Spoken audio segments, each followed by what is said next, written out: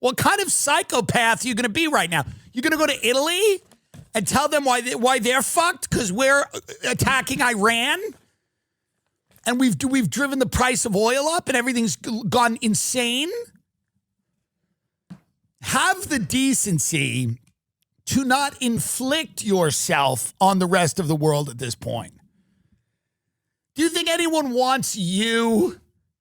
Does anyone want the American tourist right now telling people how it is? Guys, thanks so much for joining me. It's John SotoCast. Tim Dillon just came out with this. It's a banger, like it usually is. He's talking about how we're having issues with the TSA and stuff like that. He's basically saying that maybe we should just stop traveling around the world right now. Probably not a good look. A lot of people probably don't want to know what we have to say, or don't maybe want to see us very much. So he was said just go to a place and just hang out there for a bit and leave everybody else alone. Oh, it's the ugly American here who's blowing up the world with Israel, everyone's other favorite country. Oh, good, it's America and Israel, everyone's favorites. Everyone's favorites. Tell them where the best cheese shop is. It's America and Israel. You know, us in Israel right now are like just two junky meth heads the town has had enough of. The town has had enough of this behavior. I mean, us in Israel, nobody is excited right now to hear anything about the United States or Israel. No one in this world wants to hear about that. Sorry, nobody wants to hear about that right now. So instead of getting on a plane to Scotland so you can go tell everyone that you're from America and how important it is that the Ayatollah had to get whacked during Ramadan and that they should look out for more refugees and more terrorist attacks in their countries, that's coming soon. Just tell them, during our destabilizing of the world, we've all decided we want to travel.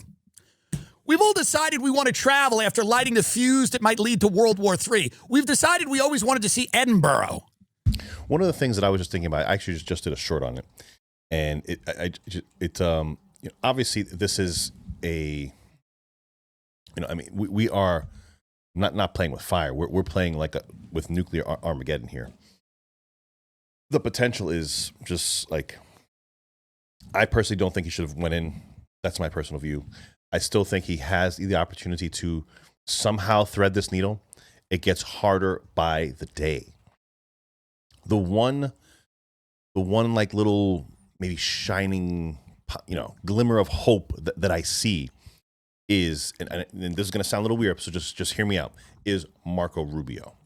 Now, that's not to say that I like Marco Rubio or anything that he does or anything that he represents. I think he's a skilled politician. That's about it. But Marco Rubio has a vision of his future. And I think that at the very least, he may have been scammed as well into going into this war. That's a possibility. But if he thinks he has even a shadow, even a thread of possibility at 2028, this has to go well. This has to end well. It's not going particularly great right now. Oil prices are through the roof, especially when you're in the Northeast. Home heating oil hits you like a ton of bricks. I mean, right now it is crazy. We're looking at like diesel fuel is over $6 a gallon. Home heating oil is over $5. Our gas is almost $4. But when you're cold and you got to pay a lot of money for heating, that is it hit, like I said, it just hits everybody across the board. Everyone feels it. Everyone sees it. No one likes it. And if this was something that didn't have to happen, it just starts wearing down. I don't know how much political capital this administration still has left. But saying that, if Marco Rubio has his visions for the future, like we all know he does, let's be real, okay? He's probably in the top running for, at least in the Republican ticket. This still has to play well. Boots on the ground, prolonged war, he's done. It's over for him. It's over. Anyone that goes up against him and primaries him is going to be able to just slide this across the table. There you go, Iran, and it's over for him. It has to go well in order for him to have a political future. He knows that.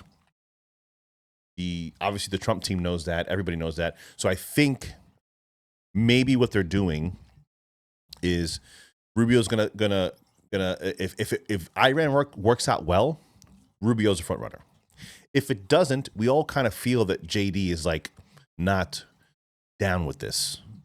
So they're probably not going to publicly like browbeat him over it, but they're going to allow some separation. He can go the other way and take that angle. But I do believe that at the very least, Marco Rubio and his people have to think that this is going to, they are going to be able to pull out of this stall and land the plane. That's, they have to believe that. Otherwise, I can't see them putting themselves into this situation to get into another quagmire of a war, for then that war to be still ongoing while the elections are happening, or at least while the primary is happening. And I don't know. That's my personal. I just think that they have to have some sort of end game in mind. We wanted to have high tea at the castle after we've lit the fuse that might start World War III. Have the decency to stay in your home, for Christ, please. No one wants to see your fucking face. Or mine. No one wants to see us right now. The fuck, you gonna go to Spain and drink wine in the park and be like, well, Israel has the right to defend itself? No one wants this shit from you. A bunch of fat American fucking psychopaths invading your country to tell you about that Israel needs to attack 19 other countries? You guys should really help us with this Strait of Hormuz. They're going to start kidnapping Americans in these countries and killing them publicly, and they won't be wrong.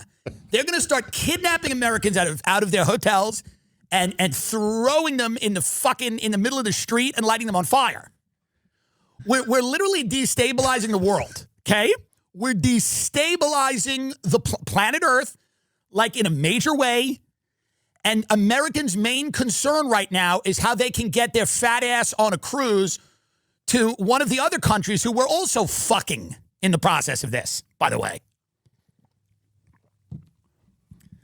So the thing about Americans, we'll never not travel. We don't care. We'll nuke Iran. We'll start a nuclear exchange, and then we'll get on a flight to Paris. We don't care. We will straight up bring the world to nuclear Armageddon, and then we will go and take a tour of a winemaking, a vineyard in Italy. We don't care. Can you imagine being the American abroad right now? Like, I have a friend who just booked a solo trip to Europe, and he's young and attractive, and it's like, whatever. And he doesn't look American. Big help. Can you imagine being the American right now, like on vacation? Hey, do you have any ketchup? Do you have any ketchup? We just bombed Lebanon. We're going to bomb everyone. Maybe even you. Nobody wants it. Nobody wants this stuff. Nobody wants it. Yes, anti-Semitism is bad. We know this, but we cannot call every criticism of this war anti-Semitic. We can't call every criticism of Israel's influence on our politics anti-Semitism. This is silly. And what it does is it dilutes everything, and it makes everybody crazy. Because when you start doing that, you're making everyone crazy. You're making everyone a hardliner. You're making anyone that doesn't say everything that Israel does is holier than thou, and nothing they can do no wrong. It's either you're on that camp or you're on, like, why are we doing this? Well, because Israel. Yeah, I know, but why are we doing this? I get why they are doing it. Why are we doing this? Well, because we support them. Okay, but we attacked, like we bombed them and did all this stuff because we support them. I get that part, but they've been saying that they're going to be nuclear capable for like 30, 40 years now, and I still don't understand. And a lot of people don't understand. If I don't understand, I'm a regular person, regular guy. I follow this, I'm not doing deep dives on all the minutia of geopolitics, but I do some. I read some things. I listen to some things. I try to get as many different viewpoints as I possibly can. And it's like an all or nothing now. It's like you're either pro or against. Like, no, like why can't I have a little bit of some subtleties in my viewpoints? Why can't I say that? Yeah, Israel has the right to defend themselves. If they wanted to attack Iran's nuclear facilities and take them offline. And I mean, they blew a whole bunch of them up with pagers, which was the most crazy operation I've ever seen ever. Like, they can do that, so they're obviously very capable. So it I don't know. The things have just gotten too intense, and the calling of everything anti-Semitic is fostering that, and maybe that's part of the idea. Maybe that's part of why it's being done, is to just do a hardline push and just we've all experienced this before, right? When it's a shutting down of speech, it's a shutting down of the other side just by calling them a name, by saying racist, by saying homophobic, by saying bigoted, by saying xenophobic. You're anti-Semitic, and that is supposed to shut it down. It's not working anymore. It's not doing that anymore. All you're doing with that is you're letting the people know, yeah, that's BS. Like, obviously, like, I'm not anti-Semitic, so I'm asking, like, is this the right thing? And in me asking that question, now you're turning around and saying that I'm anti-Israel. No, I just want to know, is that the right thing? Like, that's all we're trying to figure out. Why is that such a hard thing to do? I don't understand. People that are trying to make this case that this is like a necessary war, they're really having a hard time of it. They're really having a tough time. When you listen to them, they're like, well, the thing is about like Iran is that, they've always been an antagonist, and they've always been trying to kill Americans, and they say death to America. They say really bad things. And so I think it's important that we confront them. They fund proxy armies, and there's not one actual actionable, like, if we didn't do this, we'd be fucked. So this is an interesting story. This is about Pokemon Go.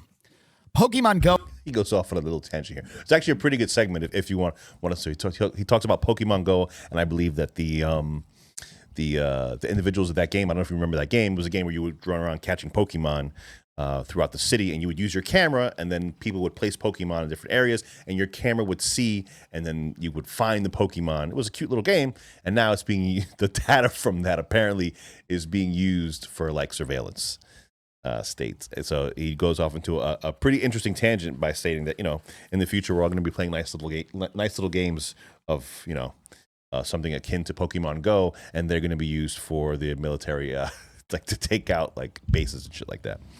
But again, like, going back to his point, which is, it's no, like, the people that like this right now are, probably older people, boomers, and they've been listening and watching Sean Hannity and Mark Levin, and those guys, and they're in that world, they're in that bubble, and I will watch those guys, and they're not my cup of tea, but I watch them because I want to know where that side is going, what they're thinking, and then if you look at the progressive left, they're just anti-Trump, so it's just whatever he does, they're going to say is bad.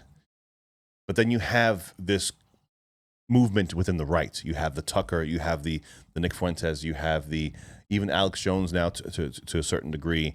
You have a lot of people in that space that are saying that are quote unquote anti-Israel, right? And that's all being lumped into another side. So you have these massive factions, and the way they're moving right now is these anti-Israel right wingers are now somewhat aligned with the left, but they only align with the left because the left is anti-Trump, and people are saying that they're anti-Israel. I don't think a lot of them are anti-Israel.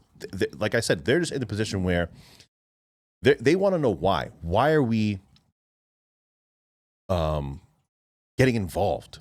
Why are we potentially getting some of our children killed? What is the existential threat that is being placed on the United States of America? I get that they hate us, but people can hate you, and that's kind of okay. Like, isn't that a thing? They say death to America. Okay, like, have they, like, is anyone here, like, before this war? I mean, now there's been attacks all over the place, but prior to this, I really was like missing the Iranian sleeper cells that were attacking us left and right. And that may happen now, but you just have to answer the question where, if you are from upper to lower middle class, because right now that entire demographic is in a massive pinch. What is the point of what we're doing right now? How is this beneficial to myself, my family, my friends, my greater community around me, and the people that I live with? How is attacking this country helping me? We were already in a bind. We were already dealing with extremely high prices, inflation, crumbling infrastructure. There's so many issues that we have here. How can you justify to the American people that we need to go bomb this other country? I just don't. I don't understand it, it's hard, and I want to be, I want to give the man and that administration some leeway.